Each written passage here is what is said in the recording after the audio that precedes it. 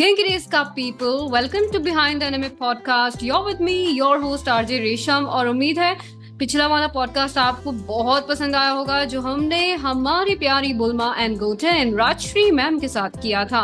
अगर आपने अभी तक वो पॉडकास्ट नहीं देखा जल्दी जाके देखिएगा, इस बहुत मजा आया था उस पॉडकास्ट में। और आज के इस पॉडकास्ट में हमारे साथ है एक और खास गेस्ट। जी हाँ, हैरी पॉटर में हमारी प्यारी हरमाइनी ग्रेंजर, ट्वाइलाइट में Bella Swan, the kingdom of the planet of the apes में मे, द ग्रे मैन में सुजैन। अगर बात करें उनके एनिमेशन शोज की, बेन 10 में वो थी ग्वेन, छोटा भीम में छोटा भीम, द सीक्रेट इन्वेजन में जिया, लूसीफर में ईव, द स्ट्रेंजर थिंग्स में एंजेला, एंड यस हमारी सबसे प्यारी और सबसे पसंदीदा सीरीज ड्रैगन बॉल जी काई और ड्रैगन बॉल सुपर में हमारी प्यारी official Hindi voice of Videl. Please welcome our today's guest, one and only Parigna Pandya Shah. तो welcome guys to behind the anime. हमारे साथ आ चुकी है हमारी प्यारी सी guest, official Hindi voice of Hermione from Harry Potter and हमारी प्यारी विडेल, गोहान की सुपर वाइफ विडेल। तो welcome ma'am, welcome to the show. कैसे हैं आप? थैंक यू सो मच रेशम, मैं बहुत अच्छी हूँ। How are you? I am also good. और कोई भी क्वेश्चन मेरे पास आए उसके पहले मैं थैंक यू कहना चाहती हूँ, क्योंकि ये बहुत ही अच्छा काम आप कर रही हैं कि जो वॉइसेस हैं behind all these love characters, उनको एक चेहरा देने की कोशिश आप कर रही हैं। वो बहुत अच्छा काम है। तो सबके बिहाफ पर आई वुड लाइक टू से thank you so much. Thank you so much ma'am for your kind words, क्योंकि हम लोग आपको सुन सुनकर बड़े हुए हैं, आपको और आप जैसे कई सारे आर्टिस्ट को। तो being a voice artist bye my self, I know कि हम लोगों को रिकग्निशन नहीं मिलता। मोस्ट ऑफ द टाइम्स हम लोग बिजी होते हैं, तो बस आप लोगों की वही बिजीनेस से थोड़ा बहुत टाइम चुरा कर मैं ले आती हूँ कैमरे के सामने। तो लेट्स स्टार्ट। तो सबसे पहले मेरा क्वेश्चन आपसे रहेगा कि आप आपकी वॉइस एक्टिंग जर्नी बताइए कि वो कैसे स्टार्ट हुई, कैसे आपको ये वॉइस एक्टिंग में आपने एंट्री मारी, आपका पैशन था या क्या स्टोरी थी? एक्चुअली वॉइस एक्टिंग तो मैंने बहुत बचपन से शुरू की थी। आई थिंक जब मैं 6 साल की थी या शायद 5 साल की थी, I was in junior KG, तब की बात है। तो मुझे आकाशवाणी में बुलाया गया था, जो मुंबई ए स्टेशन था यहाँ पर, उसमें एक गुजराती प्रोग्राम आता था बहुरूपी, जो कि बच्चों के लिए स्पेशल प्रोग्राम था। हर संडे को सुबह 10 बजे आता था। तो उसमें मैं कहानियां पढ़ने के लिए जाती थी, फिर मैं वहां पे कविताएं बोलती थी, खुद की लिखी हुई कविताएं भी बोलती थी, किसी और की लिखी हुई कविताएं भी बोलती थी। और फिर वैसे मुझे धीरे धीरे मौका मिला जो गुजराती नाटक होते थे ओनली ऑन रेडियो। तो उसमें रेडियो में कई बार ऐसे नाटकों के अंदर बच्चों के कैरेक्टर्स होते थे। तो उसके लिए मुझे बुलाना उन्होंने शुरू किया धीरे धीरे। जब उन्हें पता चला कि इसे अच्छे से पढ़ना आता है, प्रोनाउंसिएशंस क्लियर है, लैंग्वेज बहुत अच्छी है, तो धीरे धीरे मुझे उसमें मौका मिलने लगा। तो that was my first experience with voice acting, क्योंकि रेडियो पर आप जब नाटक अदा करते हैं, जब आप कोई कैरेक्टर परफॉर्म करते हैं, तो it's only your voice. So acting वो आपकी वॉइस एक्टिंग हो गई। तो उसमें से मैंने काफी कुछ सीखा। बड़े बड़े सीनियर आर्टिस्ट, बहुत बड़े बड़े सीनियर एक्टर्स जैसे सरिता जोशी जी हैं, अरविंद जोशी जी हैं, बहुत बड़े धुरंधर एक्टर्स हैं हमारे टीवी के भी अभी फिलहाल। और उनके साथ मैंने तभी नाटक में काम किया था रेडियो पर, तो मुझे बहुत कुछ सीखने मिला।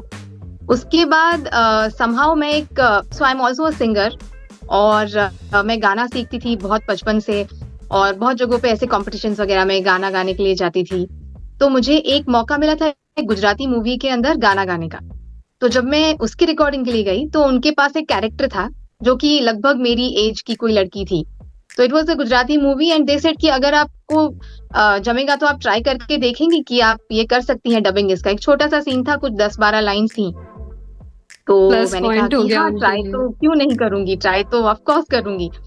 और फिर वो उन्होंने रिटेन किया जो मैंने वो किया, तो उन्हें भी अच्छा लगा और मुझे भी एक एक्सपीरियंस मिला कि पहली बार डब कैसे करना है, यानी कि लिप सिंक के साथ कैसे करना है। रेडियो पे जो हुआ था that was wild, of course you are just doing it on your own, लेकिन यहाँ पे मैंने लिप सिंक में पहली बार डबिंग की। तो वो सबसे पहला डबिंग का एक्सपीरियंस था। और फिर जो हम मेन स्ट्रीम जो हिंदी डबिंग करते हैं इतने बरसों से, that started when I was in college. तो एक सीरीज थी the adventures of Jimmy neutron, Nickelodeon पर आती थी, तो उसके ऑडिशन के लिए मुझे बुलाया गया था। और एक्चुअली मेरी बहन को बुलाया था, लेकिन वो नहीं जा पाई, तो मेरे पापा ने पूछा कि मेरी दूसरी बेटी भी है, उसे भी आती है, तो मैं उसको लेकर आऊं। तो उन्होंने कहा कि हाँ चलेगा। तो फिर मैं गई और वो ऑडिशन करने के बाद मेरी वॉइस अप्रूव हो गई। So that was my first series ever, the adventures of Jimmy neutron. और फिर वहां से धीरे धीरे बहुत सारे एनिमेशंस और फिर धीरे धीरे मूवीज, लाइव एक्शन वगैरह सब शुरू हुआ। मतलब मैं ये सोच रही हूँ कि जब आप लोग डब करते थे, हम लोग इधर टीवी पर उसे देख रहे होते थे, एंड सो अमेजिंग। एंड ज्यादातर आर्टिस्ट का मैंने सुना है कि लाइक सबकी शुरुआत मोस्टली ऑल इंडिया रेडियो से ही हुई है, सबके लिए स्टेपिंग स्टोन एक वही रहा है। राइट। तो आपके लिए सबसे बड़ा प्रोजेक्ट जो था सबसे पहला, तो वो यही वाला था या इसके अलावा कोई और? तो मेरा पहला प्रोजेक्ट ये था। इसके अंदर इनफैक्ट मेरी बहुत हमारी सभी की चहीती आर्टिस्ट जो है Neshma Chemburkar ji, she was doing the lead character in this Jimmy Neutron के अंदर। और मेरा सेकंड इन लीड था, मतलब जो उसकी जो बेस्ट फ्रेंड थी उसका कैरेक्टर मैंने किया था। तो उस वक्त भी मुझे काफी सीखने मिला दूसरे लोगों का सुन सुन के, because I was very new, मुझे ज्यादा कुछ आता नहीं था, टेक्निकलिटीज माइक वगैरह की मुझे ज्यादा समझ में उस वक्त नहीं आती थी। तो मैंने दूसरों को देख देख के, क्योंकि हम लोग जल्दी पहुंच जाते थे, मैं काफी दूर रहती थी स्टूडियो से और मेरे पापा मुझे लेकर जाते थे, तो हम लोग जल्दी पहुंच जाते थे थोड़ा, कि चलो लेट नहीं होना चाहिए। तो जब पहुंचते थे तो कई बार दूसरे आर्टिस्ट का डबिंग अभी भी चालू होता था, तो हम लोग बैठ के देखते थे ऑब्जर्व और करने को मिल जाता था। करना है। हाँ, तो वो सारा कुछ मैंने उस वक्त किया। उसके बाद एक सीरीज आई थी प्राउड फैमिली। तो प्राउड फैमिली में मुझे लीड कैरेक्टर करने का मौका मिला। तो at that time it was the biggest project that I had done until then, क्योंकि लीड कैरेक्टर मैंने कभी किया नहीं था।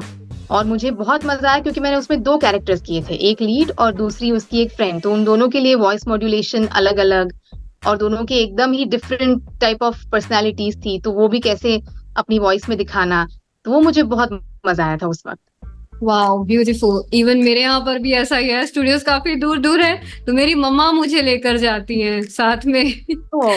यस। हाँ, पेरेंट्स का सपोर्ट बहुत जरूरी है किसी के भी लिए इन द इनिशियल डेज, जब आप शुरू कर रहे हैं एज अ चाइल्ड आर्टिस्ट, या even a little later on when you are starting. Parents और फैमिली का सपोर्ट तो सबसे ज्यादा जरूरी है। वही।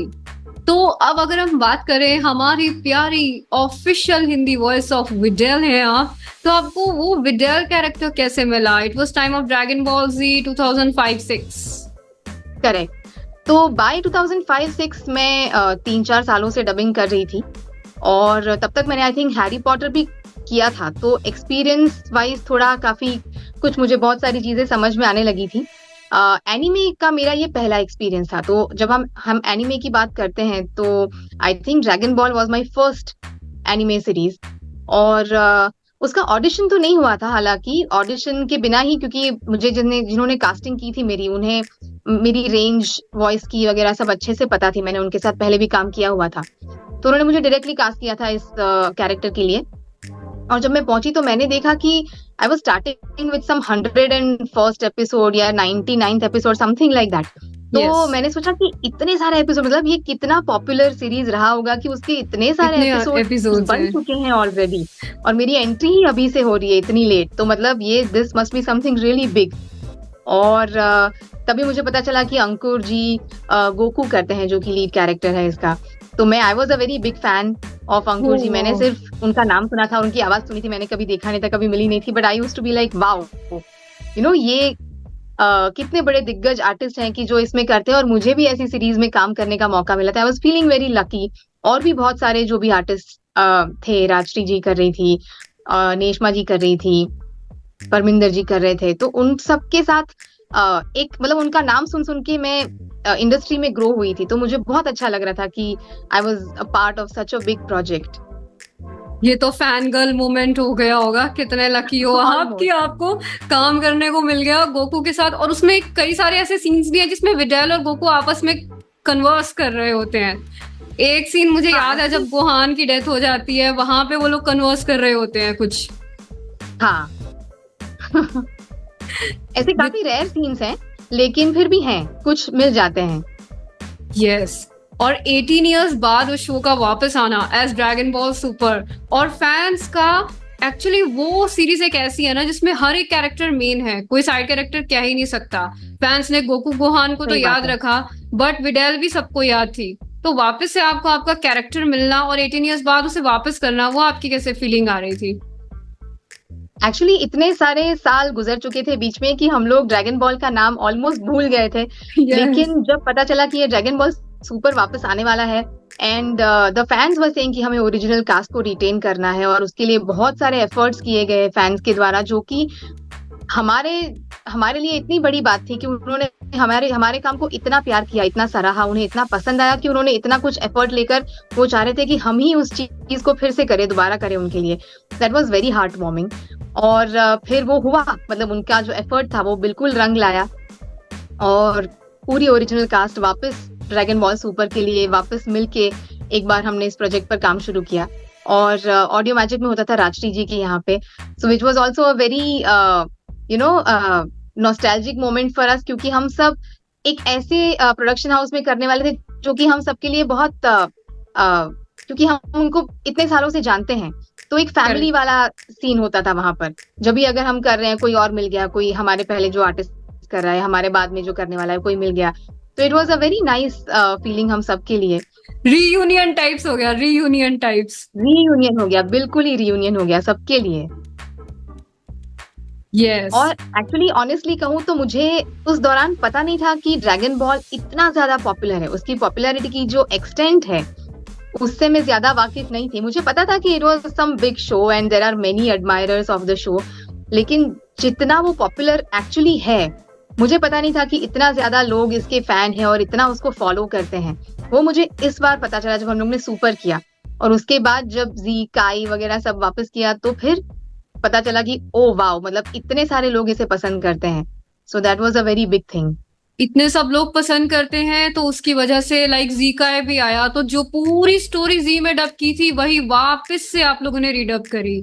एंड हाँ, क्योंकि जी का इंडिया में रीडब डब हुआ था, कुछ इनिशियल एपिसोड्स ही डब हुए थे, लेकिन वो वापस से ओरिजिनल कास्ट के साथ डब होना, ये भी एक बहुत बड़ी अचीवमेंट थी। Plus dragon ball super hero जो मूवी आई थी थिएटर्स में, वो Yes. भी एक बहुत बड़ा माइलस्टोन था। एंड लाइक फैन होने का तो प्राइम एग्जांपल मैं हूँ। मैं 11 बजे का, मैं और मेरा भाई लिटरली हम लोग वेट करते थे जब ड्रैगन बॉल भी आता था। पहले 5:30 बजे आता था वो 2005 में, तब हम लोग देखते थे। देन 9 और 10 में उसका रीकास्ट हुआ कार्टून नेटवर्क पर, तब भी हम लोग देखते थे। एंड एक बार सिचुएशन क्या हुई, पावर कट हो गया एंड 9:30 बजे लिटरली पावर कट हो गया और ड्रैगन बॉल जी आना था। हम लोगों ने लिटरली इन्वर्टर को टीवी से कनेक्ट किया और हमने वो एपिसोड देखा कि एपिसोड नहीं मिस होना चाहिए। Wow, And our- that is something. Yes, and our parents were saying अगर रात भर लाइट नहीं आई ना तो फिर तुम लोग देखना। हमने कहा हम मार खा लेंगे पर हम एपिसोड नहीं मिस करेंगे, और वही बात हुई, लाइट नहीं आई। सुबह जाकर पावर ऑन हुआ एंड पूरी रात हमने विदाउट इलेक्ट्रिसिटी बिताई, क्योंकि हम पूरा इन्वर्टर का जो चार्ज था वो आधे घंटे का एपिसोड देखने में खत्म कर दिया, यूज कर चुके थे। मार खाई। नहीं, बच गए। पेरेंट्स ऑल्सो नो कि यार अब वो बेचारे बच्चों का एक ही एपिसोड कार्टून आता है, कोई बात नहीं, एक दिन देख लिया था, छोड़ दो। हमारे पेरेंट्स काफी चिल्ड आउट थे। So dragon ball is the only reason I think if today I am a voice actor. बहुत बड़ा रोल प्ले करता है वो मेरी लाइफ में, being a voice actor and a dubbing artist today. I think अगर वो मेरी लाइफ में ना होता तो आई डोंट थिंक कि मैंने ये करियर भी ऑप्ट किया होता कभी। तो आपके लिए सबसे इमोशनल सीन क्या था ड्रैगन बॉल पूरी सीरीज में, अगर आपको याद हो तो? पूरी सीरीज में आई थिंक जब ये खबर आती है कि गोहान इज नो मोर, तो सब लोगों के लिए it is a very shocking news, और कोई इसको बिलीव करना नहीं चाहता। आई थिंक विडेल के कैरेक्टर के लिए भी it was a very very very sad news obviously, लेकिन एट द सेम टाइम मुझे याद है कि एक जैसे कहते हैं ना, एक होप, वो उसके मन में हमेशा से थी कि ऐसा नहीं हो सकता कि गोहान अब ना हो। और फिर जब पता चलता है कि ही इज अलाइव, और फिर जब वो सबको मिलता है, तो आई थिंक वो मोमेंट ऐसा था कि जब विडेल के लिए सबसे इमोशनल सीन था, क्योंकि ऑफ कोर्स चीची, गोकू, उन सबके लिए ये बहुत बड़ी बात थी, लेकिन Videl at that particular time she was not a part of the family, but she was still concerned about Gohan yes, just as much. तो वो उसके लिए वो बहुत बड़ी बात थी कि वो वापस आया। तो आई थिंक वो सीन विडेल के लिए बहुत ही इमोशनल था, और मेरे लिए भी। तो मुझे बहुत अच्छी तरह से याद है। वहीं पर गोकू और विडेल का कन्वर्स होता है। वो कहती है कि नहीं, मैं उसे अपने दिल में महसूस कर सकती हूँ, और वो अभी भी जिंदा है। हाँ हाँ, वही, क्योंकि उसे हमेशा से वो एक होप थी, उसके दिल में हमेशा जिंदा थी कि नहीं, ऐसा नहीं हो सकता कि गोहान अब ना हो।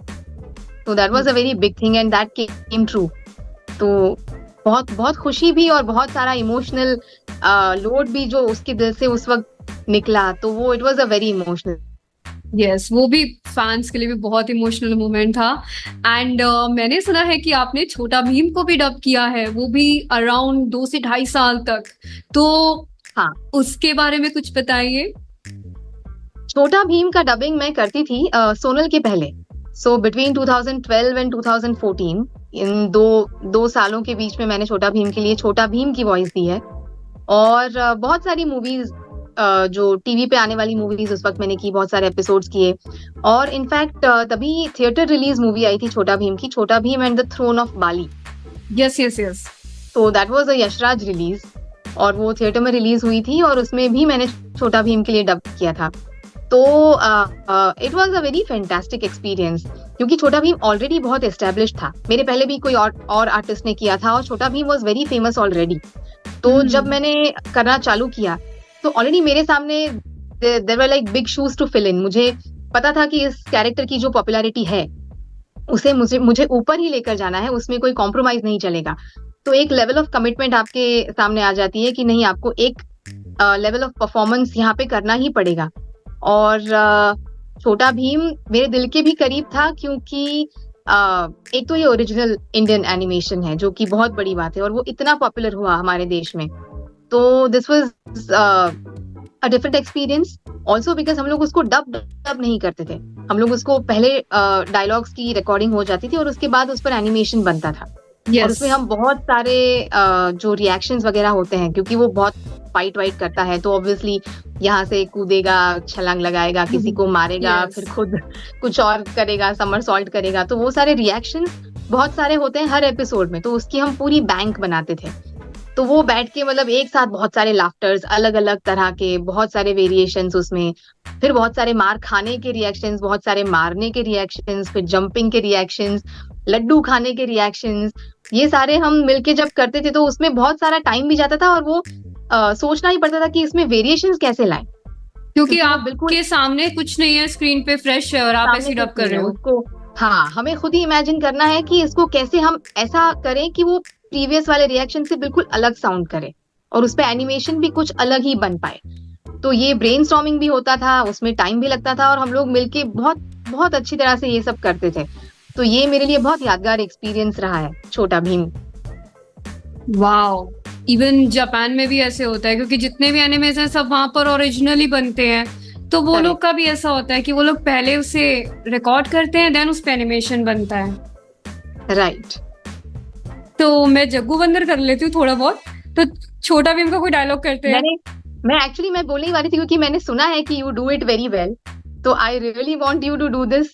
हम कुछ सीन ऐसे ही इम्प्रोवाइज करते हैं, मैं छोटा भीम की वॉइस करती हूँ, आप जग्गू बंदर का कीजिए। Yes yes yes. Yes, definitely. Oh Chhota Bheem, नंगे जगह मैं हूँ जग्गू बंदर। क्या कर रहे हो तुम? लड्डू खाओगे क्या? लड्डू खाकर तुम कितने ताकतवर बन जाओगे? इतने सारे दुश्मनों को तुम हरा चुके हो। क्या बात है जग्गू, तुम तो मेरे मन की बात जान गए। मैं कब से सोच ही रहा था कि मुझे लड्डू खाने हैं, और तुम मेरे लिए लड्डू लेकर आए। वाह वाह, बहुत मजा आ गया। हाँ हाँ, चलो ना, ये लड्डू खाते हैं और उसके बाद दुश्मनों को धूल चटाएंगे। वाओ, एपिक, बहुत बढ़िया दी। Thank you so much. क्या बात है। Thank you so much. And guys जल्दी से जाकर फॉलो कीजिए हमारे प्यारे से छोटा भीम को। तो आपने हैरी पॉटर में बहुत ही प्यारा कैरेक्टर हरमाइनी किया है। ये ये कैसे था और इसके बारे में कुछ बताइए, क्योंकि ये बहुत ही ज्यादा स्पेशल कैरेक्टर है। और इसे हिंदी डब में वही वाली मूवीज में आपने किया जिसमें हैरी पॉटर राजेश कावासर करते थे? नहीं, एक्चुअली मैंने उनके काफी पहले से शुरू किया। तो ओके, हैरी पॉटर की बुक्स 7 हैं और उसकी मूवीज 8 हैं।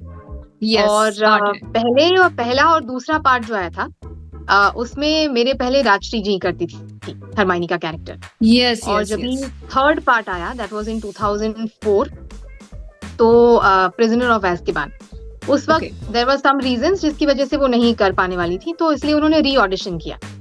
तो जब री ऑडिशन किया तो मुझे बुलाया गया था। तो बेसिकली इसमें बैक स्टोरी थोड़ी सी फनी ये है कि मैंने ऑलमोस्ट मतलब 1 आध साल पहले शुरू किया था डबिंग करना उस वक्त, और मैंने सिर्फ और सिर्फ एनिमेशन किया था उसके पहले। मैंने लाइव एक्शन सीरीज भी नहीं की थी, ना मैंने लाइव एक्शन मूवी की थी, कुछ भी नहीं किया था, सिर्फ एनिमेशन किया था। तो लाइव एक्शन का मेरे पास कोई एक्सपीरियंस नहीं था, मुझे पता नहीं था ज्यादा। और मैं नई नई थी इंडस्ट्री में, तो जहां जहां भी जाती थी ना, सब लोग मुझे ये बोलते थे कि अरे यार तुम्हारी वॉइस बिल्कुल राजश्री जैसी है। मुझे almost everybody would tell me this. तो शायद यही बात उन्होंने सुनी होगी, पता नहीं, या उन्हें नहीं भी पता होगी, पर somehow I was called for this audition. और प्रीवियसली राजश्री जी ही करती थी, तो मुझे उनकी आवाज सुनाई गई और कहा गया कि इसको काफी जितना हो सके उतने पायलट सुन के मैच करो। यस, क्योंकि उन्होंने किया है तो वो कंटिन्यूटी भी उसको बरकरार रखना जरूरी है। तो और लकीली फॉर मी कि मेरी वॉइस नेचुरली थोड़ी उनसे मिलती जुलती है, तो वो मेरा एक फायदा हो गया। उसके अलावा ऑफ कोर्स जो एमा वॉटसन ने जो एक्टिंग की है, तो एमा वॉटसन की जो बॉडी लैंग्वेज है उस पे तो जाना ही चाहिए। तो वो सब तो कैरेक्टर की पर्सनालिटी को तो मैच करना ही है, but at the same time previous Hindi voice को भी ध्यान में रखते हुए उसका ऑडिशन लिया गया। तो ऑडिशन मैंने दिया और बहुत शिद्दत से दिया, और अच्छा गया। मुझे भी लगा कि मैंने ठीक किया। और उसके बाद कुछ दिनों में मुझे बोला कि हाँ तुम्हारी वॉइस अप्रूव हो गई है, तो I was very happy. However मैंने तब तक हैरी पॉटर ना मैंने बुक पढ़ी थी और ना ही मैंने मूवी देखी थी कोई भी। मुझे सिर्फ पता था कि ये हैरी पॉटर कुछ तो फेमस है चीज, जो कि आजकल लोग बहुत उसके पीछे पागल हो रहे हैं, लेकिन मुझे पता नहीं था कि वो क्या है। फिर मुझे प्रोड्यूसर्स ने कहा, एली मैम और ग्रेटा मैम, उन्होंने मुझसे कहा कि तुम ये मूवीज देखो, जो पहली 2 जो मूवीज है ना उसको हिंदी में देखो, तो पता चलेगा कि कैरेक्टर कैसा है, उसने कैसे निभाया है, तो उसी को हम फिर आगे लेकर जाएंगे।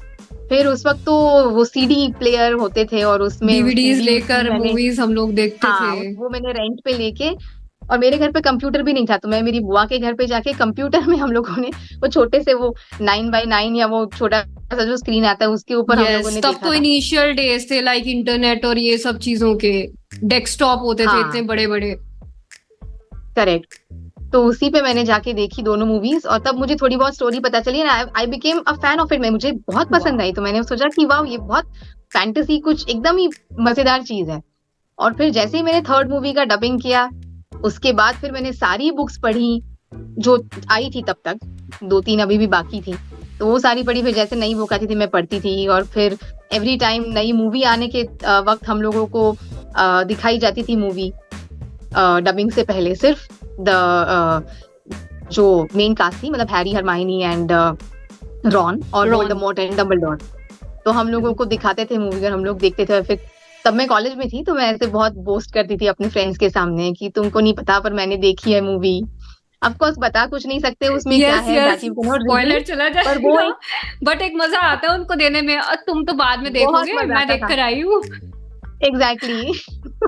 तो बहुत बूस्ट करती थी उस वक्त मैं, और it was a life changing experience, क्योंकि जैसे कि मैंने कहा कि थर्ड मूवी जब मैंने की पहली बार, तो it was the first live action dubbing for me, right. और तो उसके पहले कुछ पता नहीं था, इसलिए इट वॉज वेरी डिफिकल्ट, बहुत चैलेंजिंग था, और मुझे बहुत कुछ सीखने मिला। वो हम आई थिंक उसमें कैरेक्टर के डायलॉग्स भी बहुत सारे हैं उस मूवी में हरमाइनी के, तो हमें ऑलमोस्ट 3 दिन लगे थे उसको करते करते, और पहले दिन से दूसरा दिन बेटर, दूसरे से तीसरा बेटर। मतलब ये मेरे डायरेक्टर्स का फीडबैक था कि चलो तुम सीख रहे हो, अरे आज तो और अच्छा कर रही हो, आज तो और अच्छा कर रही हो। तो पहले दिन तो मैं बहुत ही नर्वस थी, मैं खुद भी नर्वस थी, और मेरा इतना ठीक से हो भी नहीं रहा था डबिंग इनफैक्ट। तो आई रिमेम्बर कि उन्होंने मुझसे कहा कि तुमको किसने बोल दिया तुम्हें डबिंग करनी आती है, and I felt so bad. मैंने बोला ओह नो, एक तो इतनी बड़ी अपॉर्चुनिटी मिली है और कहीं मैं इसमें गड़बड़ ना कर दूं। लेकिन एक्चुअली मैं कोई ऐसे फेमस पूरी सीरीज रात होती है ना, उसका ड्रॉबैक ही होता है हमारे माइंड में ऑलरेडी चीजें चल रही होती है कि यार ये इतनी फेमस सीरीज है, अगर अच्छे से नहीं किया तो क्या होगा, तो चीजें गड़बड़ होती हैं इनिशियल स्टेज पे। हाँ, तो लेकिन फिर मैं बहुत घर पे जाके every day I use to practice the dialogues जो मैंने प्रीवियस डे में डब किए होते थे। तो मतलब कुछ ना कुछ मैं अपने ऊपर काम करने की कोशिश करती रहती थी, वो तो उन्हें वो दिख रहा था कि every day I was getting a little better, a little better. And the biggest compliment for me was when we dubbed the fourth part, मतलब उसके बाद का जो फोर्थ पार्ट है, जो कि मेरे लिए सेकेंड पार्ट था, गॉबलेट ऑफ फायर। उसकी जब मैंने डबिंग की, तो डबिंग करने के बाद पूरा जब वार्नर ब्रदर्स के पास वो गया, तो वार्नर ब्रदर्स की तरफ से जो फीडबैक आया अबाउट द हिंदी डबिंग, तो उन्होंने कहा कि Hermione is the best dubbed character in Hindi. Wow, और ब्यूटीफुल। ये फीडबैक सुन के मैं इतना खुश हुई, मैंने बोला कि चलो जो भी मेहनत की है सब रंग लाई।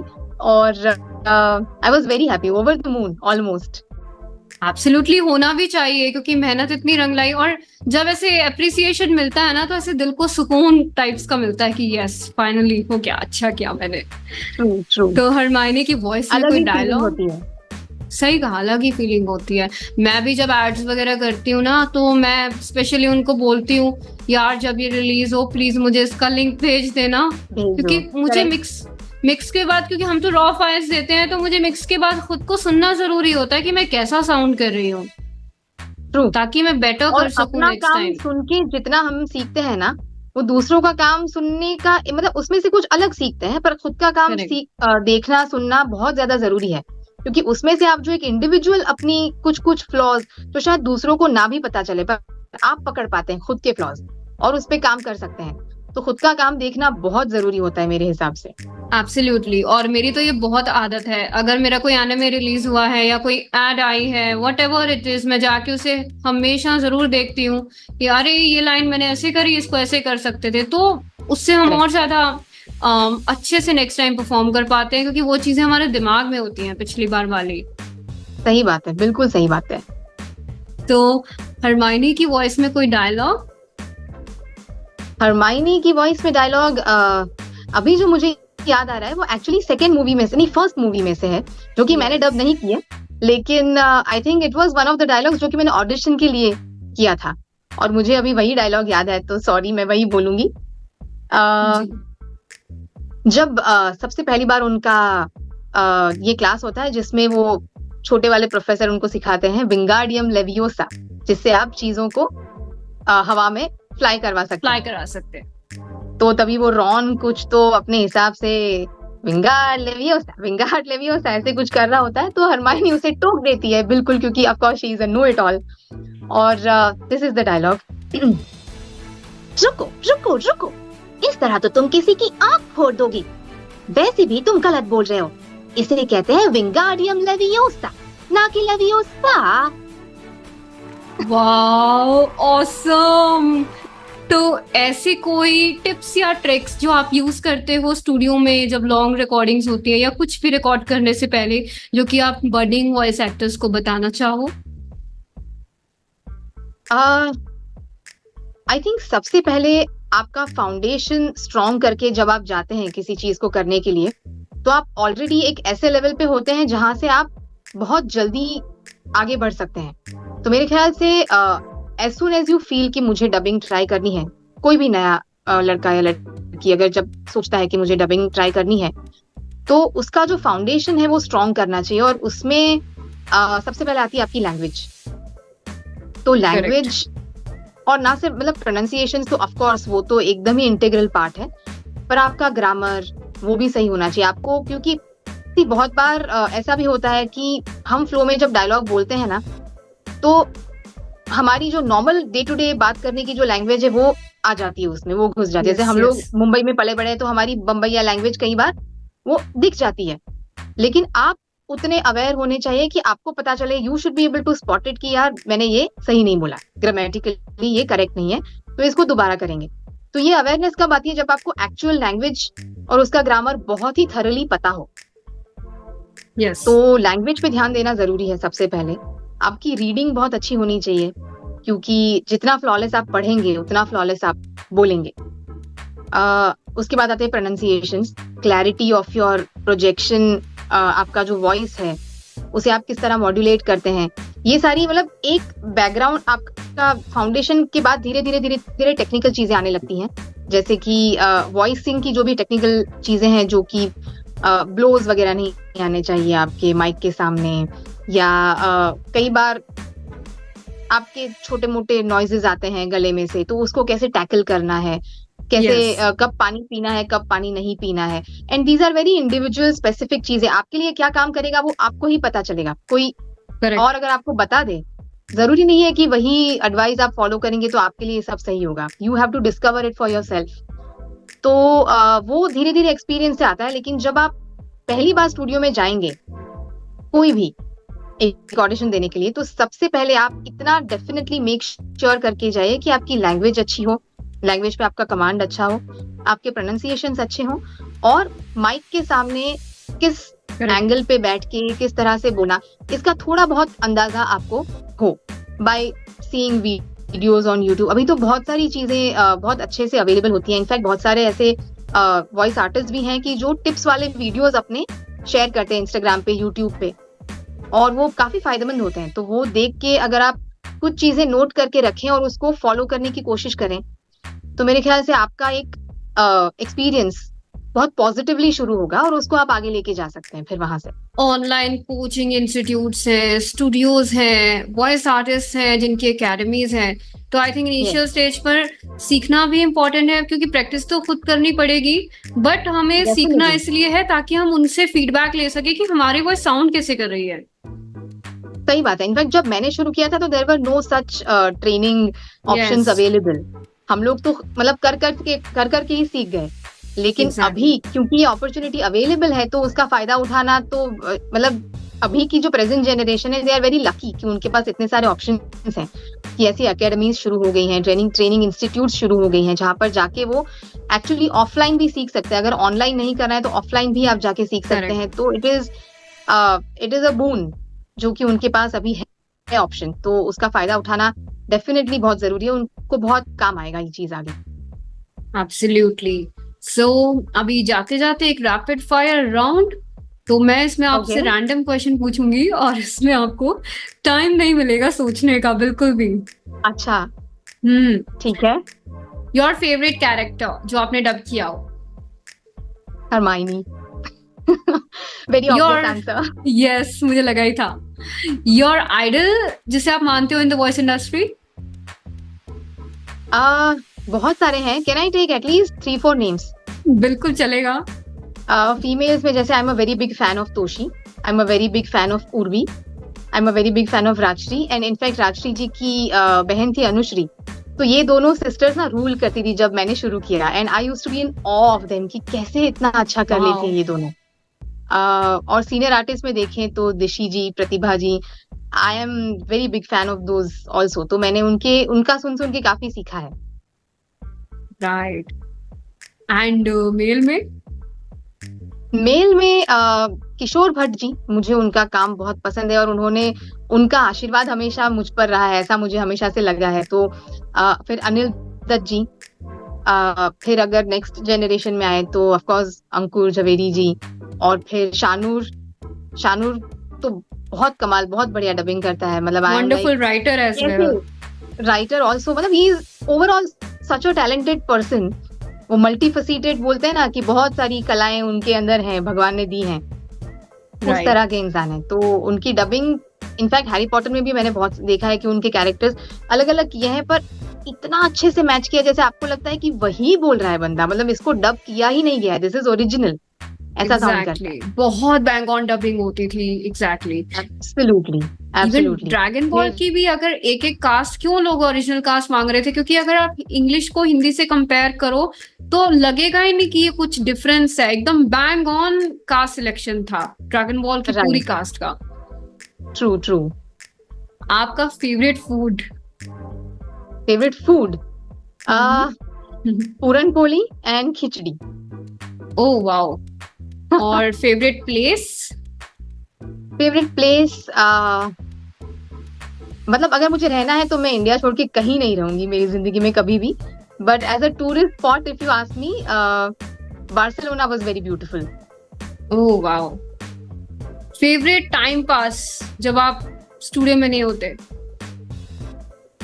मैं बहुत पढ़ती रहती हूँ, तो आई रीड अ लॉट, तो that is one time pass for me.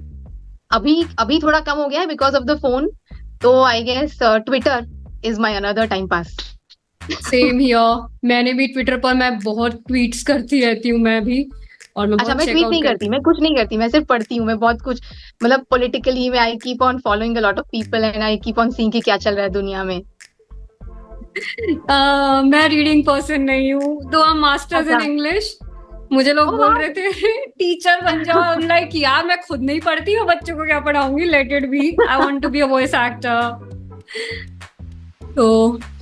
तो अब हम एक डायलॉग करते लाइक विडेल का, तो विडेल की वॉइस में फैंस के लिए कोई प्यारा सा डायलॉग। मैं जानती हूँ कि गुहान जिंदा है, मरा नहीं है, वो यही है, और मेरा दिल कहता है कि वो जरूर वापस आएगा। वाओ, कितना बढ़िया था गाइस, जल्दी से जाके मैम को फॉलो करो। एंड बहुत बहुत थैंक यू परिग्ना मैम, हमें अपना टाइम देने के लिए और इतने प्यारे से पॉडकास्ट के लिए। आपको आपके फ्यूचर प्रोजेक्ट्स के लिए बहुत बहुत सारे शुभकामनाएं और बेस्ट विशेस हमारी तरफ से। ऐसे ही आप काम Thank करते you. रहो और हमें फैंस को अपनी प्यारी सी वॉइस के साथ एंटरटेन करते रहो। थैंक यू सो मच रेशम, और मुझे यहाँ पर बुलाने के लिए थैंक यू। मुझे बहुत ही अच्छा लगा आपके साथ ये करना, और वो जग्गू बंदर और छोटा भीम वाला जो हमने एक छोटा सा ये किया, उसमें तो मुझे मजा आ गया। तो thank you for the fun and thank you for everything. Thank you so much. बस थोड़ी बहुत मिमिक्री मैं भी कर लेती हूँ। बहुत बहुत अच्छी करती हो, keep it up and all the Thank best to you too. Thank you so much, thank you for coming दी। Thank you.